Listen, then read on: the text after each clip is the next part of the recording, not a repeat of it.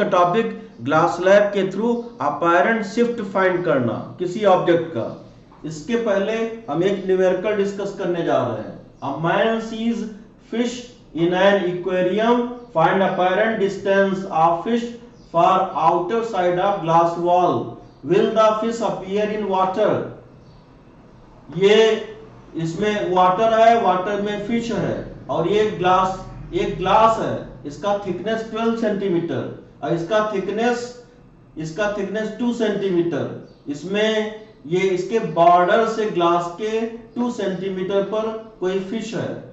Glass का refractive index 1.5 और ये वाटर का रिफ्रैक्टिव इंडेक्स 4/3।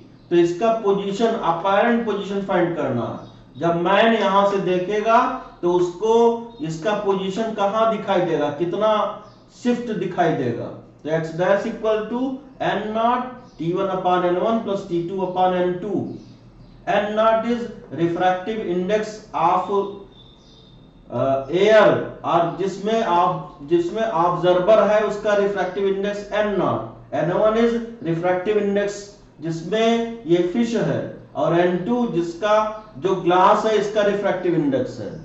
तो एयर का refractive index 1.00, t1 equal to 2 centimetre upon 4/3 plus 12 upon 3/2, 1 6/4 plus 8 equal to 1.5 plus 8 equal to 9.5 centimetre.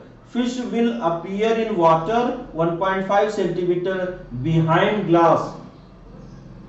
Apparent shift by parallel face slab. ये एक glass slab है और इसमें A is position of object and A dash is position of image। ये बाहर से जो दिखाई दे रहा है वो पोजीशन है। तो T is thickness of glass slab, तो N2 equal to N, N1 equal to N not. Apparent shift equal to A dash equal to OA minus OA dash। OA equal to, if thickness of this slab is T1 and thickness of this is T2, T1 plus T2 minus X dash।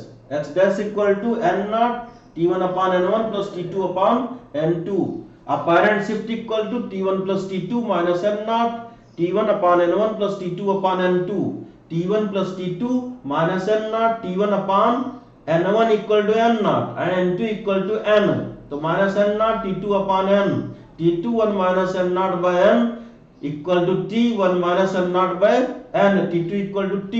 Apparent shift equal to T 1 minus N naught by N। T is thickness of glass and N naught is refractive index of air या जिस medium से observer observe कर रहा है। N is refractive index of glass, total internal reflection and critical angle। ये interface है, ये denser medium, ये रेयरर मीडियम। जब लाइट नॉर्मल पर पड़ती है तो सीधे चली जाती है। ये I is angle of incidence, R is angle of refraction. यहां से लाइट पड़ेगी तो डेंसर से रेयरर में जाती तो अवे फ्रॉम नॉर्मल, और जब इसकी वैल्यू R की वैल्यू 90 डिग्री हो जाता है, angle of refraction is 90 degree, then angle of incidence equal to critical angle. और जब angle of incident critical angle से ज्यादा होता है तो लाइट इसी मीडियम में रिफ्लेक्ट हो जाती है। This is TIR, total internal reflection. तो sin C equal to 1 upon N denser with respect to rarer medium. Important note, TIR can take place only in side of denser medium. Total internal reflection of light, no TIR inside the rarer medium। ये rare medium में कोई TIR नहीं होता है। Critical angle is made by ray with normal only in denser medium and not in rarer medium. When angle made by ray with normal in denser medium is C, the angle made by ray with normal in rarer medium is 90 degree. Thank you.